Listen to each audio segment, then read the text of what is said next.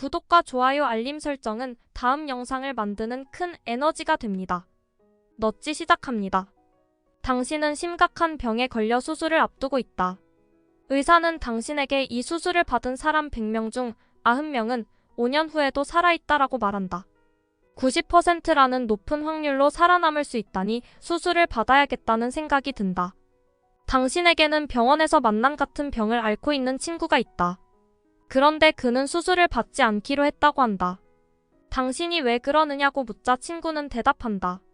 의사가 그 수술을 받은 100명 중 10명은 5년 이내에 죽었다고 하던걸.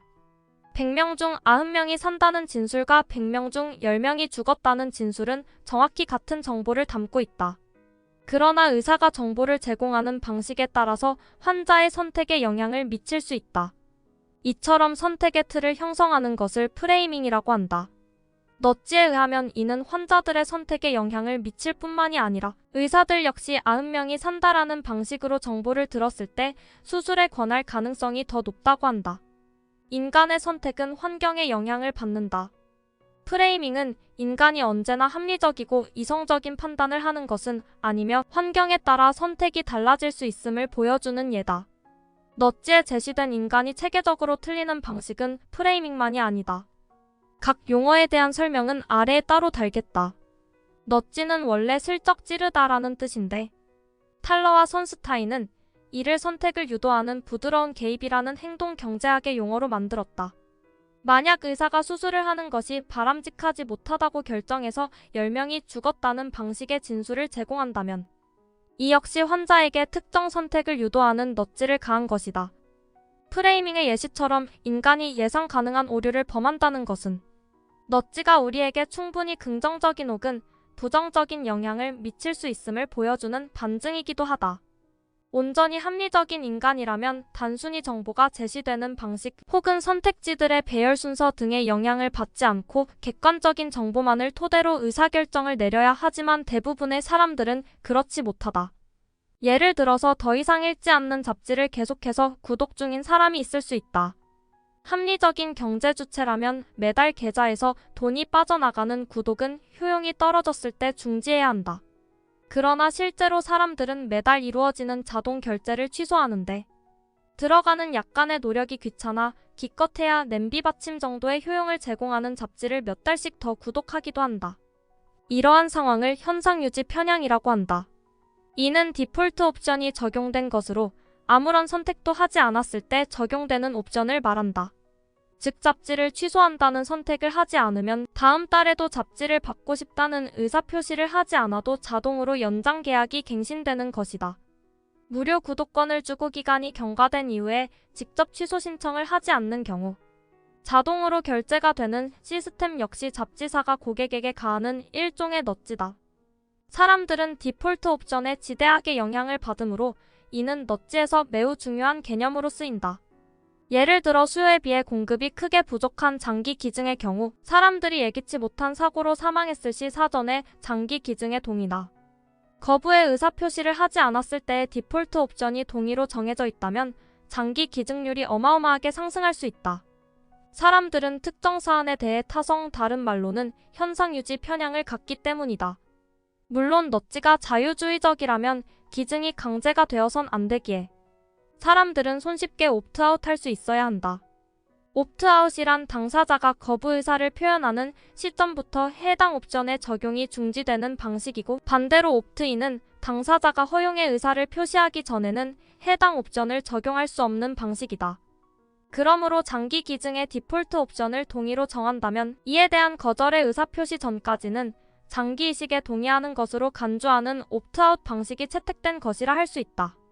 특정 사안에 대해 옵트인과 옵트아웃 중 어느 방식을 적용하는가에 따라 결과는 판이하게 달라질 수 있고 의도적으로 바람직한 결과를 위해 옵트인 아웃을 활용한다면 이 역시 넛지가 되는 것이다. 좋은 넛지는 환경오염을 줄일 수 있고 가난하고 약한 사람들을 도울 수 있다. 바람직한 결과를 위한 선택 설계가 필요하다는 주장이 넛지에 담겨 있다. 스스로를 자유주의적 개입주의라 부르는 탈러와 선스타인은 사회적으로 가장 비용이 낮은 방식으로 약자들을 도울 수 있는 부드러운 개입이 필요하다고 말한다. 완전히 합리적인 경제 주체인 이콘들과 달리 인간들은 실수를 하기 때문에 개입은 힘을 발휘할 수 있다. 넛지에는 2008년 당시 미국의 사회적 문제에 대한 제안들이 많이 담겨 있지만 2018년 한국의 우리는 그보다 인간이 체계적으로 틀리는 방식을 파악해봄으로써 보다 똑똑한 선택을 하는데 도움을 얻을 수 있을 것이다. 넛지에 제시된 인간이 체계적으로 틀리는 방식 1. 자동 시스템과 숙고 시스템. 자동 시스템은 직관적인 반응을, 숙고 시스템은 의식적인 사고를 말한다. 인간이 가끔 마땅히 숙고 시스템을 사용하면 정답을 찾을 수 있음에도 자동 시스템으로 성급히 답을 내리는 경우가 있다. 아래의 문제에 직관적으로 떠오르는 답을 바로 말하고 다시 잠시 숙고를 해본 뒤에 답을 내려보자. 기억 5대의 기계로 5개의 장치를 만드는 데에는 5분이 걸린다. 그렇다면 100대의 기계로 100개의 장치를 만드는 데 걸리는 시간은 몇 분인가? 니은 어느 호수에 커다란 수련잎들이 떠 있다. 매일 이 수련잎들이 차지하는 너비는 2배로 늘어난다. 수련잎들이 전체 호수를 덮는데 48일이 걸리다면 호수의 절반을 덮는 데에는 얼마나 걸리겠는가? 2. 기준선 설정. 의사결정의 임의의 기준선을 설정하고 적절하다고 생각하는 방향으로 조정하는 것이다. 사람들은 전혀 적절하지 않은 기준을 단지 자신이 알고 있다는 이유만으로 의사결정에 개입시키기도 한다. 예를 들어 기부금의 선택지들은 그 자체로 기부액에 영향을 미친다. 50만원, 100만원, 150만원 vs 100만 원, 200만원, 300만원으로 기부금액이 제시되었을 때 합리적인 의사결정자라면 선택지들의 상대적인 값과 상관없이 자신의 형편에 맞는 선택을 해야 하지만 인간들은 일반적으로 후자가 제시되었을 때 더 큰 금액을 기부하게 된다고 한다. 3. 입수 가능성. 리스크의 확률을 추정할 때 범하는 오류로 사람들이 관련 사례가 얼마나 쉽게 떠오르냐를 기준으로 그 확률을 추정한다는 것이다. 쉽게 상상할 수 있는 생생한 죽음의 원인은 그 확률이 실제보다 높게 추정되고 훨씬 그 빈도수가 높지만 쉽게 떠오르지 않는 원인들은 그 확률이 실제보다 낮게 평가된다. 또한 최근에 일어난 사건은 더욱 두렵게 느껴지기 마련인데 예를 들어 테러 소식을 최근에 가까이서 접한 사람은 자신이 테러로 사망할 가능성이 매우 낮음에도 그 리스크를 매우 민감하게 인식한다는 것이다. 4. 대표성. 억압범주 B에 속할 가능성을 판단하라는 요구를 받았을 때 사람들은 억압 B의 이미지나 전형과 얼마나 유사한지 자문함으로써 그 답을 찾아낸다는 것이다. 불규칙적인 요동을 마치 무언가 인과관계가 있는 것처럼 착각하는 현상도 포함된다. 5.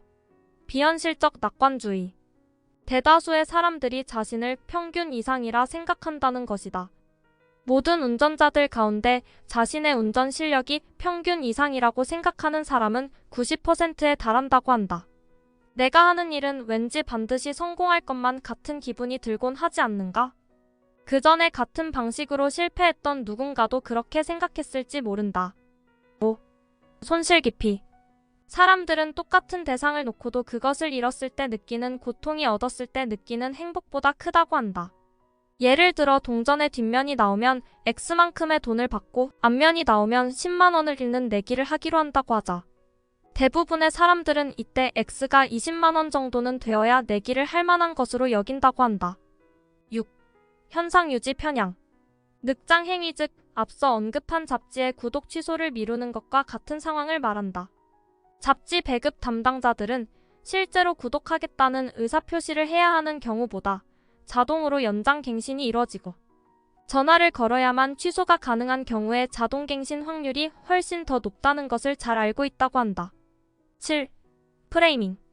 마찬가지로 앞서 예시를 언급했다. 정보를 제시하는 방식으로 선택의 틀을 형성하는 것이다. 또 다른 예로는 신용카드 가격을 정상가로 현금을 할인가로 표시하는 방식을 들 수 있다. 신용카드 가격이 더 비싼 것은 신용카드사에 지급되는 수수료 때문이지만 신용카드 가격이 할증가로 표시되고 현금이 정상가로 표시되었다면 신용카드는 지금처럼 활발하게 사용되지 않았을지도 모른다.